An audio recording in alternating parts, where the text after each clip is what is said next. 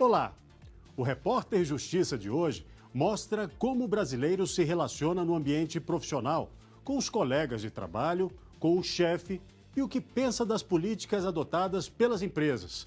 Eu sou Alexandre Matula e desvendo junto com você as novas relações de trabalho no Brasil.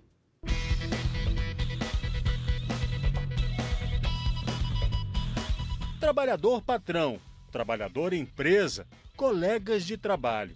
Se você fez a escolha certa na hora de buscar um emprego, você vive boas relações cotidianas no ambiente profissional.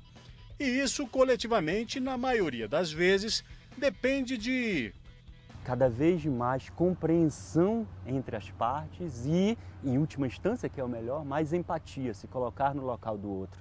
Né? Simplesmente agir de uma forma autoritária, uma forma, digamos, mandonista, não resolve. E aí a equipe do Repórter Justiça foi para as ruas saber do trabalhador como andam essas relações e, principalmente, como ele acha que um chefe deve ser.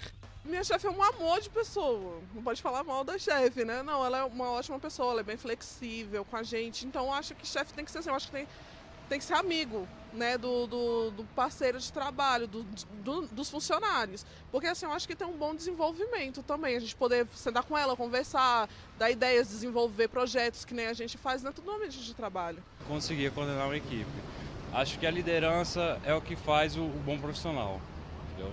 É o que faz cativar mais funcionários, né? Ter uma boa organização e equipe.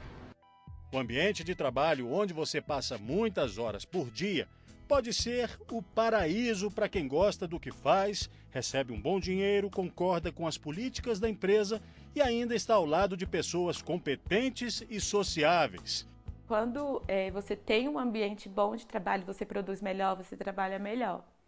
Eu tiro isso porque eu trabalhei pouco tempo em um ministério e a equipe era muito boa, a chefe era muito boa e ela sabia ali gerenciar tudo. Então a gente produzia bem melhor, era tudo mais fácil. Mas se isso parece conto de fadas demais, é porque você está no outro grupo, né? Aquele de trabalhadores insatisfeitos com a profissão, com a empresa, com baixos salários, incomodados com quem trabalha ao lado. Aí está o purgatório profissional. Insatisfação que pode ter como causa o assédio moral, a mais recorrente. Mirela também teve a infelicidade de viver um episódio quando administrava uma página de uma entidade de classe numa rede social. Foi assediada pela mulher do chefe. O pessoal parou de trabalhar e ficou todo mundo olhando sem entender. E aí ela começou. Você é incompetente, você quer ficar logada na página para você sabotar a página, você tem que assumir os seus erros como mulher. Na mesma hora eu peguei minha bolsa, saí, fui embora.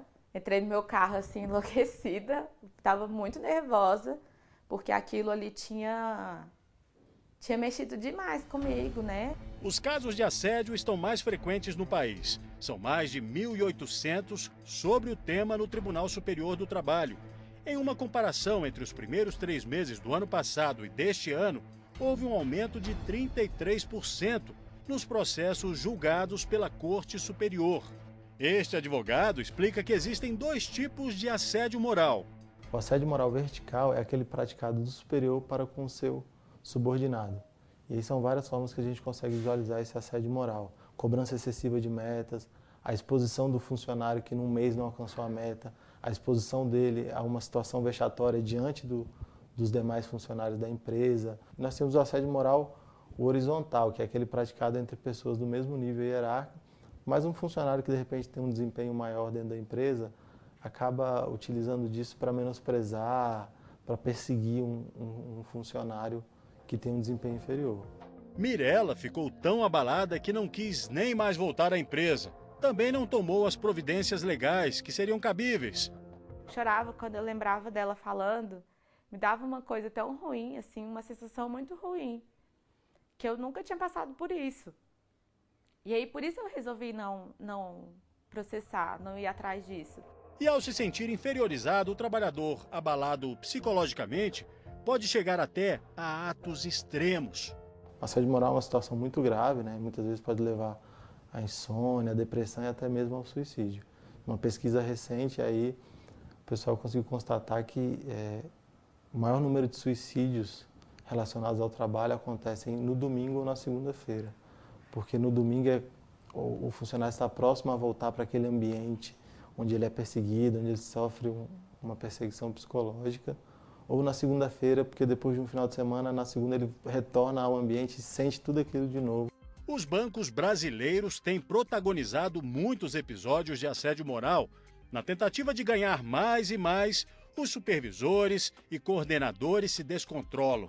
Nos processos constam depoimentos tristes das vítimas, de uma bancária que teve que ouvir que deveria cumprir a meta, nem que fosse necessário rodar bolsinha na esquina, veja só. Ou de outra que foi chamada de, abre aspas, imprestável. E ainda funcionária de um outro banco, tratada ofensivamente como, abre aspas, burra. Antônio trocou de profissão por causa de assédio. Eu sou analista de sistema agora, né? Mas quando eu trabalhava como bancário, eu sofri. Aí eu deixei a profissão, né? Porque eu não achava que a profissão não era legal, porque assim, eu não era a única pessoa que passava por isso. Várias pessoas passavam por esse tipo de situação. Cobranças de vendas, colocar a pessoa para baixo porque não está atingindo metas, essas coisas todas, né?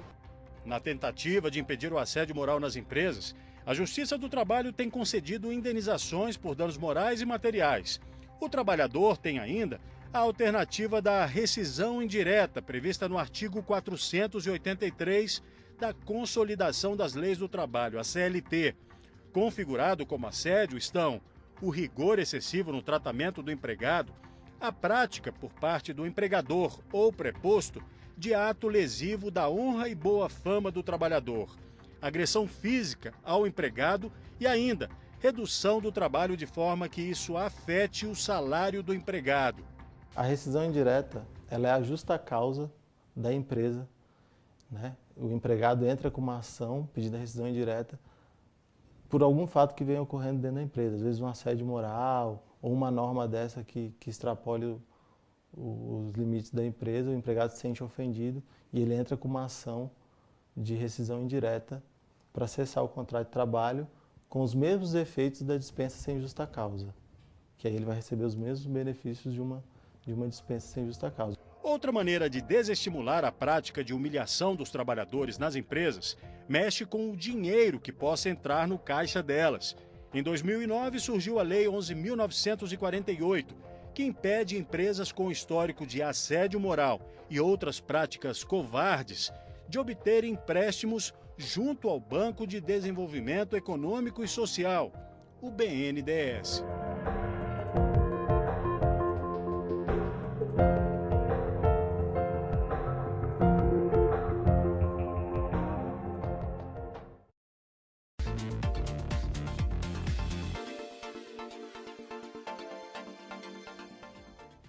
Uso de redes sociais. Envio e recebimento de mensagens instantâneas no ambiente de trabalho. Pode. Depende da situação. Um decreto recente proibiu operários da construção civil de usarem o celular no canteiro de obras. E as empresas podem proibir um casal de trabalhar junto? É o que você vai saber agora.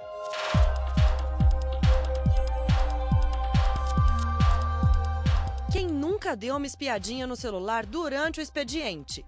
Esse costume tem sido cada vez mais comum entre os funcionários, sejam eles públicos ou privados. Por isso, as empresas têm tomado algumas medidas para garantir a produtividade do empregado. A gente tem percebido que os funcionários têm perdido produtividade, no caso de vendedores, perdido vendas, deixado de vender mais por conta desse entretenimento que se pode encontrar nos celulares, e ele vai ali ficando e a coisa vai aumentando aquele contato e ele passa a não enxergar o cliente, ele passa a deixar de fazer algumas atividades de loja que são necessárias, então a produtividade cai e as vendas caem junto. O que a gente tem feito hoje ainda é no trabalho de conscientização, no trabalho de realmente, quando vê, pedir, né, o bom senso de não utilizar, só utilizar nas horas que realmente for uma extrema necessidade. Eu particularmente eu já abri mão para eu poder me organizar, né, melhorar minha conduta. Mas a questão da cobrança eu acho que dá resultado, né? Porque se tem disciplina tem que seguir, né? Mas vale lembrar que o funcionário deve receber as informações necessárias para saber como usar o celular durante o expediente e não ser vetado de fazer uso do aparelho. Eu acho que hoje proibir de uma forma geral, eu acho que é ruim até para o próprio funcionário, né? Porque ele tem o contato dele ali com a família, de repente com um filho pequeno. Então essa proibição generalizada pode trazer um prejuízo até para a produtividade do empregado, que fica preocupado em saber, de repente, como está tendo algum problema em casa, né, nesse sentido. Mas quando há risco, proibir é preciso. E como a vida do trabalhador vale mais que produtividade, foi pensando nisso, na segurança e proteção à vida, que o Sindicato da Indústria da Construção Civil do Distrito Federal elaborou uma proposta, cujo decreto já está em vigor e proíbe o uso do smartphone em canteiros de obra.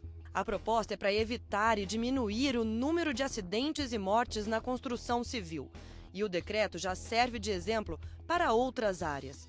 Seu Carlos é presidente do Sindicato do Comércio Varejista de Materiais de Construção no Distrito Federal e acredita que a medida é necessária e deve beneficiar tanto o funcionário como o patrão. No material de construção não é igual à construção civil. Também temos problemas também com operadores, carga e descargas. As pessoas também operando máquina, operando uma serra circular, operando empilhadeiras, enfim, carregando um caminhão. Temos também esse tipo de problema. E o outro lado é na parte de produtividade, porque ele perde foco nas vendas, no que está fazendo, o cliente fica prejudicado. Nós, do Sindimac, que temos uma preocupação em capacitar pessoas para atender melhor os nossos clientes, acabam indo em vão toda a nossa preocupação, dando treinamento, curso. Privar o funcionário de carregar o celular durante o expediente, com a finalidade de proteger a vida dele, pode até ser válido, mas outras situações já não são bem encaradas pela Justiça. Proibir o relacionamento amoroso dentro de uma empresa pode ser visto como invasão de privacidade. Foi isso que a segunda turma do Tribunal Superior do Trabalho entendeu ao condenar uma rede de supermercados a pagar uma indenização por danos morais no valor de R$30 mil a um funcionário que estava namorando uma outra funcionária. Assim que a rede de supermercados descobriu, eles foram demitidos no mesmo mês. Em casos como esse, o direito do empregado é defendido pelo artigo 5º da Constituição, em que a vida privada da pessoa é inviolável, e também pelo Código Civil. Então a empresa não pode editar uma norma que reflita na vida privada dela, mesmo fora do ambiente de trabalho. Então no Código Civil nesse sentido. E a Constituição Federal resguarda o direito à dignidade e o direito individual do indivíduo. Então, as decisões que têm revertido essa demissão, no caso desse supermercado, por exemplo, a demissão foi sem justa causa. Mas até onde o relacionamento amoroso pode interferir e prejudicar a produtividade do trabalhador? A gente tem que sempre perguntar prejudicial para quem, em primeiro lugar. Um conceito da sociologia que a gente usa muito, da filosofia, da simetria. Ao mesmo tempo, deve-se perguntar, para o empregador, para o empresário, é prejudicial que as pessoas passem um número maior de horas do que a jornada legal, do que a jornada acordada coletivamente? Então, responder se é prejudicial para as pessoas, para o casal, é proporcional a isso. É prejudicial ficar mais horas no trabalho do que se deveria? E para quem acha que o relacionamento interfere, Ivana e Washington provam exatamente o contrário. A vida toda nós trabalhamos em áreas diferentes. Agora, neste momento da vida, decidimos fazer um trabalho conjunto devido às outras prioridades da vida. Então, estamos agora com um objetivo único, profissional. Então, está funcionando, né? Tá dando certo até então. Ivana deu aula por mais de 30 anos e foi diretora de escola. Mas agora ela estuda designer de interiores e decidiu trabalhar com o marido dentro de casa. Eles tomaram essa decisão depois que o escritório de engenharia de Washington foi assaltado. Eles adotaram uma nova forma de trabalhar. O tão desejado home office, no caso deles, funciona muito bem. Mas para que o negócio dê certo, é preciso se organizar. Então, você organizando o seu dia, funciona. Então, nós organizamos a agenda desta forma. Pela manhã, trabalho externo. visita de cliente, compra de material e visita de obra e acompanhamento de todas as obras. No período da tarde, se for necessário, há trabalho externo, mas a concentração é muito grande no escritório, em casa aqui. Então é projeto, cliente, as agendas com os clientes são marcadas neste horário, no horário do cliente. E o home office de Ivana e Washington atinge toda a família. O filho mais velho é engenheiro, assim como o pai, e a filha mais nova é arquiteta. Para Washington, tem sido uma experiência bem diferente de tudo que ele já viveu. A princípio, assim, se tinha uma diferença muito grande, né? Porque eu trabalhei muito tempo dentro de escritórios, né? Mais de 27 anos.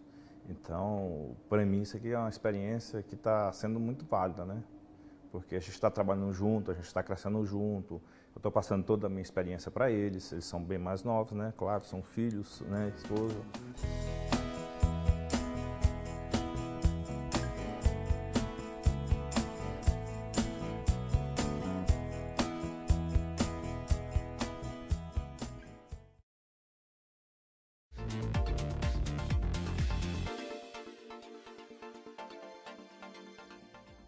Na última reportagem de hoje, você vai conhecer quais são as melhores empresas para atuar, segundo um ranking divulgado periodicamente por uma revista brasileira.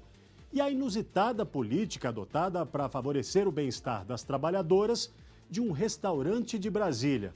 Acompanhe.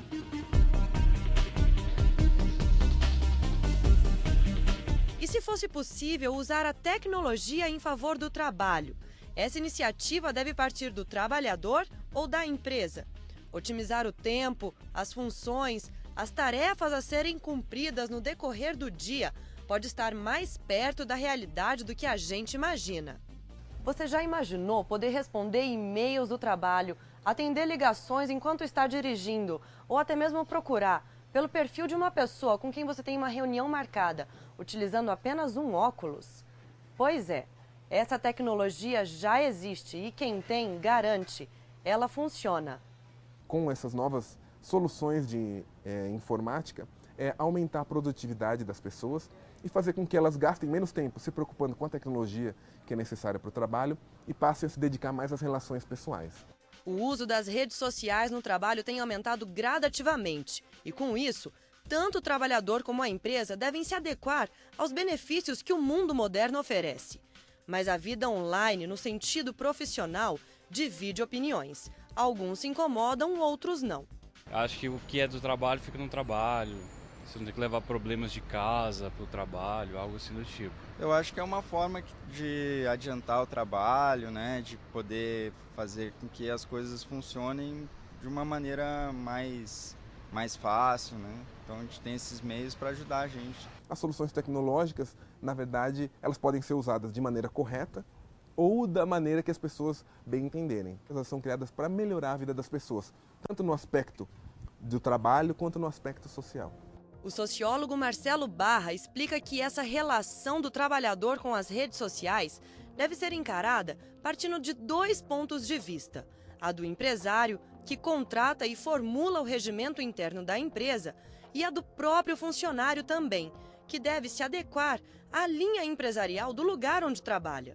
É muito necessário que os proprietários e proprietárias proporcionem cursos, formação, rodas de discussão, debate, discussão com os seus trabalhadores e trabalhadoras, no sentido de chegar a um consenso maior, avançar nessa consciência. Uma recente pesquisa feita pelo LinkedIn, uma das maiores redes sociais voltadas para o mercado profissional, registrou que o Brasil é o país onde há mais registros de funcionários e empregadores em contato através de outra rede social. Mais de 50% dos trabalhadores brasileiros têm contato com a chefia no mundo cibernético. Isso, no caso brasileiro, ainda é uma forte herança do escravagismo, em que havia uma relação muito ambígua e muito perniciosa. Com isso, as redes sociais se tornaram um palco de lamentações e comentários sobre o próprio trabalho. Atenção! Essa conduta tem sido observada por empresários e objeto de discussão e julgamento perante a justiça em casos extremos. Recentemente, em São Paulo, um empregado foi demitido apenas por curtir uma publicação de um ex-empregado que havia sido demitido no mês anterior e fez uma publicação na internet falando mal da empresa. O empregado, mesmo fora do horário de trabalho, curtiu essa publicação e comentou. A empresa não gostou dessa atitude do empregado, demitiu por justa causa.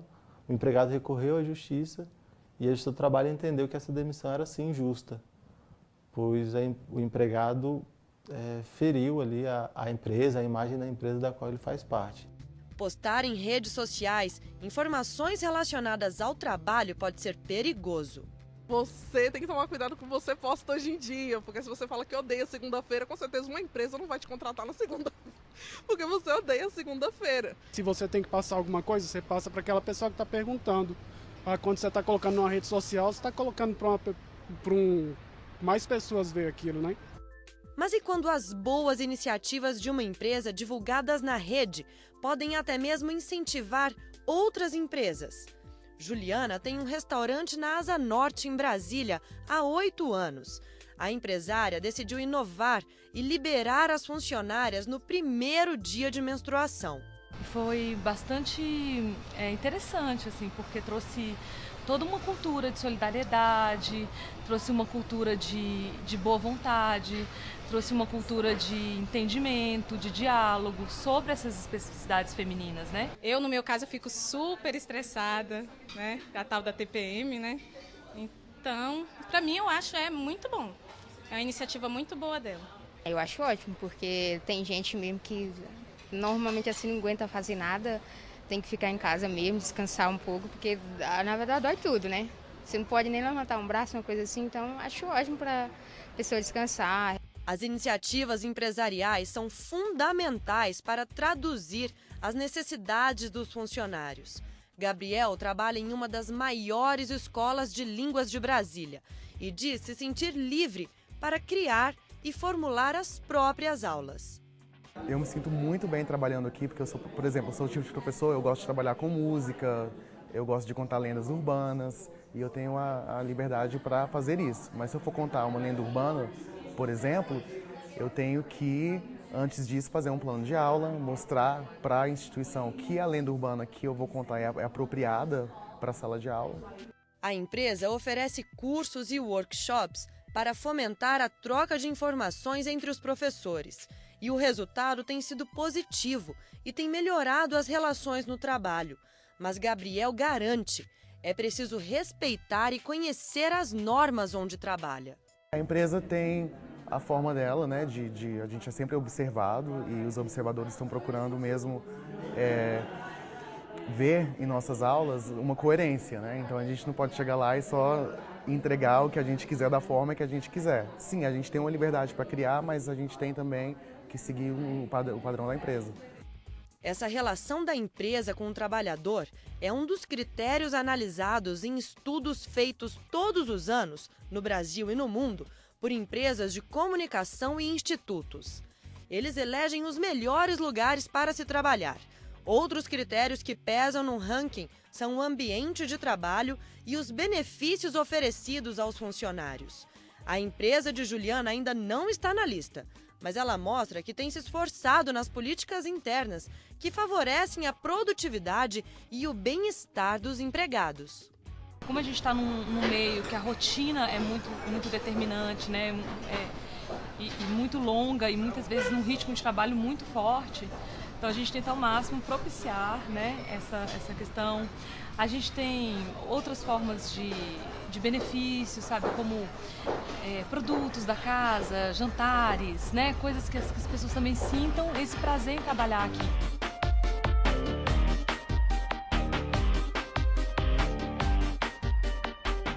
O Repórter Justiça fica por aqui. Na próxima semana a gente volta com mais um assunto do seu interesse. Até lá!